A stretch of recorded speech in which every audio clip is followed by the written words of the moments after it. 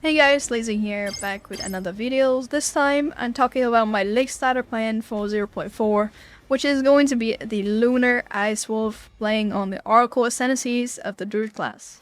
The Druid is the new class going into 0.4, and a few disclaimers are obviously needed here.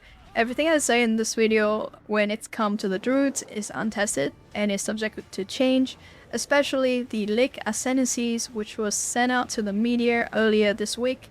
We also have no idea what's actually coming and what will be changed, because GGG confirmed that things will be changed upon release, at least for that versions of the Ascendancies. What we can do is theorycraft and plan based on what we want to do. And speaking of planning, I do have a Mobalytics page where I will be continuously updating hourly on Lake Start when we have a solid plan and as much detail as possible before Lake Start with the data mines, passage trees, ascendancies. So if you are interested in that, make sure you click the favorite and follow this build guide. Alright, back to the video. So what we do know is that in order to use the werewolf form, we'll be using a talisman as a weapon. And based on the numbers shown on the PoE 2 website, the base damage of these weapons is a little bit lower than compared to the other two-handed weapons, but it has faster attack speed and also pretty good crit chance, so it's gonna pair pretty well with the wolf form. And also, these weapons have good attack speed, meaning that a lot of the wolf skills also have good attack speed, so it's gonna be feeling pretty good to play and not as clunky. Most of the skills are pretty fast as well, so you can expect to combos and play a fast playstyles with the wolf, but yeah, it's not gonna be a one-button playstyle.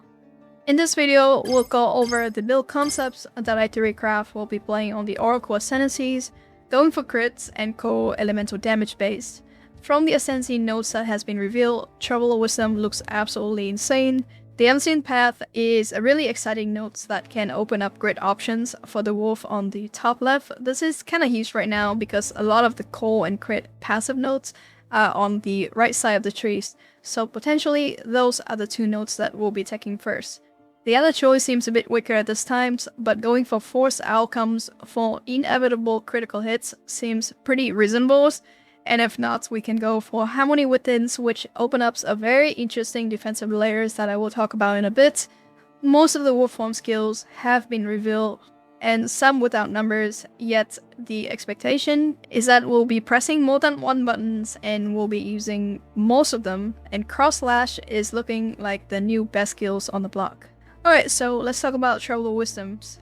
This Ascendancy nodes give you the ability to allocate non-keystone passive skills in a medium radius of allocated keystone passive skills without being connected to your tree. It basically acts like a From Nothing Jewels, except that you need to allocate the keystone, and some of the keystone, well, not great. But we can actually fix that. First, let's talk about some insane location that you can make great use of this. The Resolute Technique Keystone is a great location, and it's not near the Druid side, so hopefully it won't be changed too much. The circle that you see here is actually a small radius, so in actual practice, a medium-sized circles will reach a lot better than what's showing here. This gives you access to some really strong nodes, so Honorless and the two small passive nodes that lead up to it for 90% increased melee damage against immobilized enemies, and Freeze is considered to be immobilized, so that's a tons of damage for our co-crit wolf. Overwhelming Strides, which is great for any crits build, Unbending for max life and stun thresholds, Unforgiving, which gives maximum rage and slower loss of rage, and Rage can increase our Lunar Blessing duration, so it's great if we can generate Rage. Protractions give skill effect durations for Lunar Blessing again and longer freeze. Behemoth for extra life and AoE. Now, it is so efficient that, I think hopefully they won't be nerfing or changing this somehow, but yeah. The downside of this is you have to take Resolute Technique, which means you can't crit. And well, we'll play a crit build, so the fix for this is simply by using a Timeless Jewel so you can change this keystone. We can simply use an Amanamu Undying Hate to transform it into Sacrifice of Flesh, which give damage mitigations and is basically a weaker version of the Blood Mage Ascendancy's Grasping Wounds. There's also another keystone that we can use that open up Harmony Withins, and we'll talk about it when we get there. There's also another thing you can do with the setups is that if there's overlapping keystones, now this one is already confirmed in the trailer that it's not gonna be overlapping, but if there is any overlapping at all, you can use a from nothing jewels to allocate another keystones, and then you can kind of use that to proliff over to the nearby. It's notable as well, if possible, right? But yeah, we'll have to see when we get the full passive skill trees. Alright, next up, we can talk about Harmony Withins and the sacrifice of my keystones and using mana as a defensive layers in our builds with the Kurgle Undying Hate. This one gives you mana overflow, which bring your mana to be 1.5 times higher than the capped, and by taking Harmony Within, you should have 100% Mind over Matter against hit damage, as long as you have some mana roll in your gears.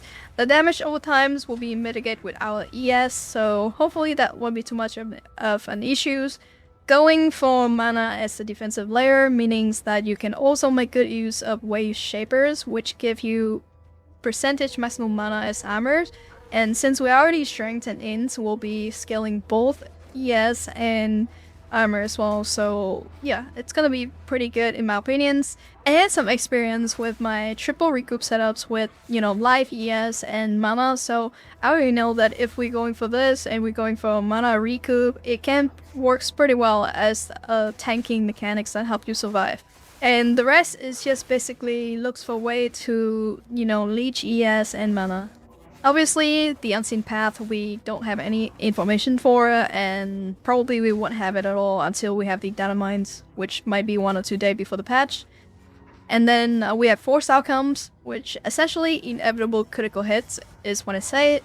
We already have a support gem for that, so we kind of know what it does. But yeah, I think we'll have more information on this as well, but assumptions that if we are going for crits, this is gonna be pretty useful because we'll be using a tons of skills, and if we can save like 1 support gems for all of our skills, it can be pretty strong. And onto the skills and how to play the wolf. Now, I do think the wolf by itself have great single target DPS, but if we don't, we are playing co-crits, so we can very easily swap to Last Lament, which is what I kind of did last week to solve single targets on the Molten Blast build.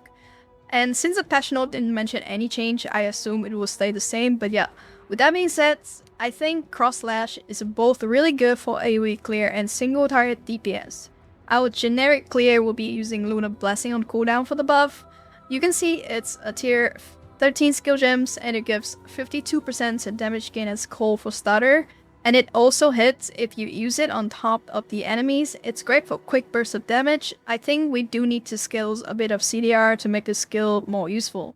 Lunar Assault is going to be our bread and butter mapping skills. This one does not do a lot of damage with only 40% attack damage, so I think the main use for this is to freeze the enemies, after which you will be using Wreck to knock off the ice fragments and explode them with Cross Slash. Pretty cookie cutters. And for single target DPS, we have Pounds, which you can socket a mark skill into. They showcase Freezing Mark, but we actually have a lot of options with this. We can also use Pounds as an execution skill, hopefully, because it also summons the companions. And, you know, we can Pounds for Mark, we can use Cross Slash to trigger the marks, and basically, we'll have to see how it does and what is the damage with, but I'm assuming from mapping it's gonna be pretty smooth because we can have a lot of skills at our arsenals. More skills doesn't mean more buttons, because in the endgames we'll have better gears and we will need to use less skills, so more skills at our arsenal mean more choice. Summon Wolf is companion skill as well, so on top of the companions that you gain from Pounds, you also have extra Wolf. And you can pair this with the Stark Conjure Head for great defensive layers, but also give you more crit chance, so it pairs really well with our build. Plus, you can fulfill the fantasies of hunting in a pack. So yeah, that is going to be my main plan. Now, I'm not sure if I'm gonna go for like a fullback or like, you know, a backup plan, because I think I'm just gonna fully send either Shamans or Oracle. So Shaman also look pretty interesting because of the Rage Note, but beside that, I think it's more suitable for the bear form. With that being said, right, Talisman is gonna be a strength and int weapons. So going anywhere on the right side might actually be bait, because you're gonna need to like go for all 3 attributes, which can be a problem.